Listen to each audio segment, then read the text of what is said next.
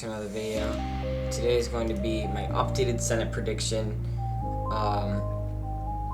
I'm just gonna be changing a few states that I otherwise had as a different margin or different call for that matter.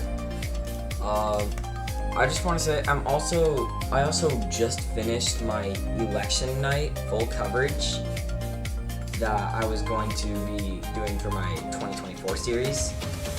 So now the 2026 midterms are complete, I will have them uploaded relatively soon. Anyway, so hit the subscribe button, make sure you are notified for that. Without further ado, let's get into this. Actually, one more thing. You guys have been saying in the comments that you really like the background music. It's in the link in the description every single time if that's what you're looking for. So yeah, if you like the background music, just look in the link in the description. So currently I have all the safe states filled out. Iowa would be likely if Chuck Grassley retires, and Kansas is safe because Jerry Moran is popular, even though I did see a poll recently that said that showed it would be under 15%, and Kansas partisan lean is under 15. I'm still going to leave it as safe for now because I can't quite remember what pollster that was from, if it was a Democratic leaning pollster or what. So, without further ado, let's not move the map away from center. So let's do the likely states. I've got the state of Alaska. This one comes as a surprise to nobody. I've got the state of Florida. This one also does not surprise too many people. And Ohio. This state is probably going to be on the lower end of likely. Tim Ryan is very likely going to run a good campaign, but I don't think it'll be enough to make it better than likely. In my opinion, it would be anywhere between 4 to 6.5. I'm leaning around 5 to 5.5, so likely for Ohio. For the state of Missouri, I'm actually moving it up from lean to likely. I had it as lean before because I was seeing polls that showed it being a pretty competitive race for Kuntz and what's his name, Greitens. But when I realize it now, polls typically show a competitive race or a race that leans a specific way, and then when the election happens, the race gets closer to the state's actual partisan lean, which is why I'm moving it from lean to likely, although I do still think it would be on the lower end of likely, because Eric Greitens is just such an awful candidate and it is not a presidential year. So, I actually don't have any likely Democratic states, but I do have quite a few lean states for the Democratic Party. First off, we have the state of Nevada.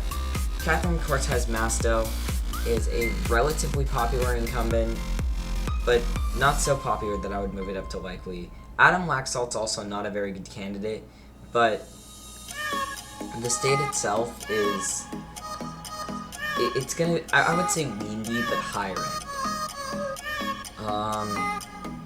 Let me know if you have any different opinion on Nevada. But now let's move on to Arizona. I also have as lean Democratic. This is another state that is probably going to be in the middle end of lean because Mark Kelly is a pretty popular incumbent, and the GOP does not really have any good candidates to run. But the problem is, for Mark Kelly, is that Arizona only went to Biden by 0.3%. And he won by 2.4%, but this was against Martha McSally, who is an awful candidate to run. I think that Mark Kelly will win by around 3. And so, yeah. Now let's move on to the state of Georgia. I have it as lean Democratic still. Raphael Warnock. After Herschel Walker has announced that he's not running, I believe the GOP really does not have any good candidates to field up right now, unless Doug Collins announces his run again. Raphael Warnock is probably going to win re-election by somewhere between 2 and 5%. My guess is 3.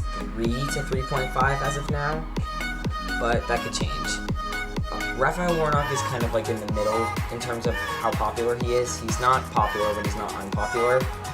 And GOP, no good candidates. Herschel Walker wasn't exactly a good candidate either, but Doug Collins would outperform Herschel Walker by around 0.5 to 1 percentage point. And because of that, since Doug Collins is not running, I would say that Raphael Warnock is going to win by around 3%. So, and the last lean Democratic state I have is the state of Pennsylvania, a Democratic gain, and this puts Democrats in the majority. John Fetterman is the lieutenant governor under a very popular Democratic governor, Tom Wolf, who won by 17% in 2018, which was a blue wave year, but that still cannot be denied that 17 points in Pennsylvania is a very large margin for either party. And John Fetterman being a very popular Democrat, not very popular Democrat, but the lieutenant governor under a very popular governor gives him a lot of name recognition statewide. And on top of that, the GOP does not have any good candidates to run as of now. So I think that Pennsylvania will be lean D. I would say around 2 points for John Fetterman. He wasn't involved in, not a scandal. He did name himself as a socialist, which is going to hurt his campaign a little bit. But at the end of the day, it really doesn't matter too much because he is still the lieutenant governor under a very popular governor. And from what I've heard, he is pretty popular.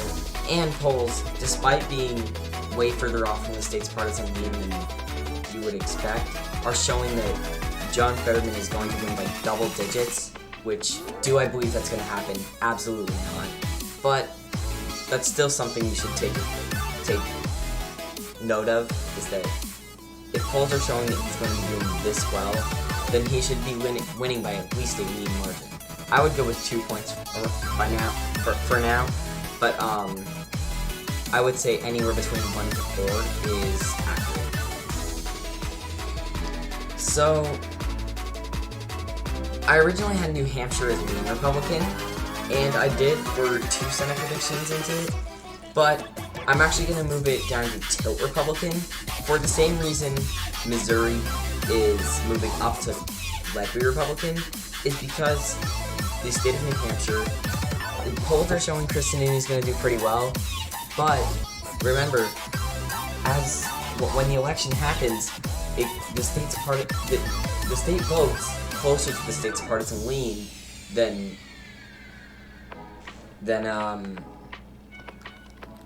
the polls would suggest. So, polls show him winning by lean to likely. I would say it's going to be closer to the state's partisan lean, which is likely Democratic or lean Democratic, anywhere in there. I would say it's going to be tilt Republican for now. Chris Sununu is still a good candidate, and Maggie Hassan is not very popular right now, but anything can change. I think it will be tilt Republican if Chris Sununu runs. If he does not run, it's going to be likely Democratic.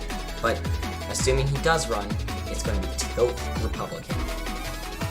I would say 0.8 is a good margin.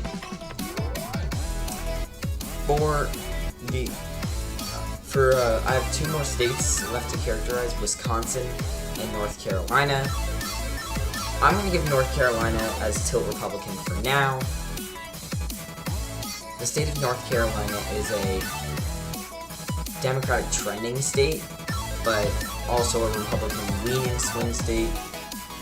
So, the reason I ever had it as tilt Democrat is because I really overestimated that trend of it getting more Democratic.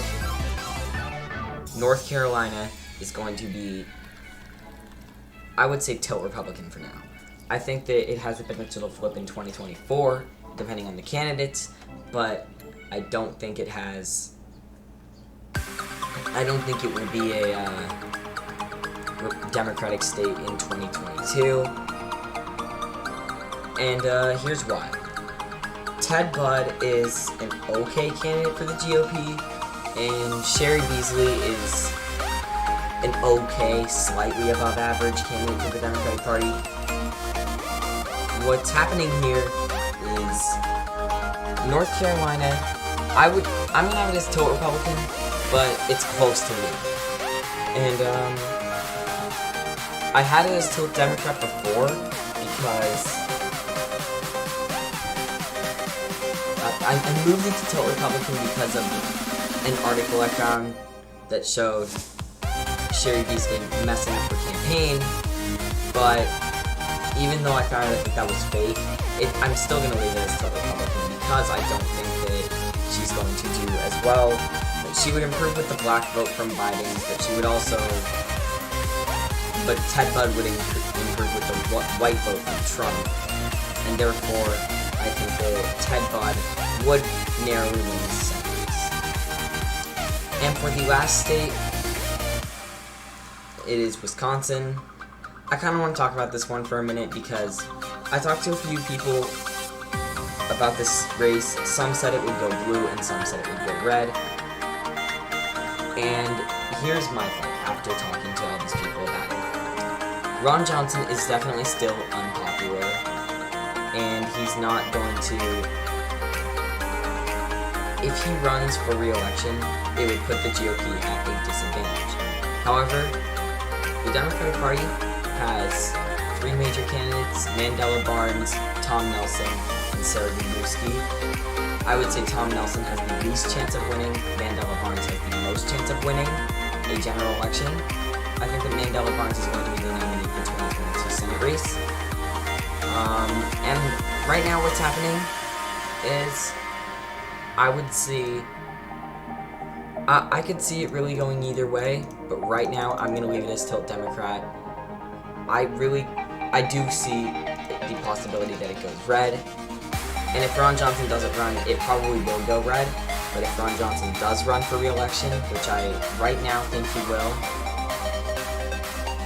I'm going to leave it as tilt Democrat. So let me know your opinions on the Senate map in the comments. Thank you all for watching, and goodbye.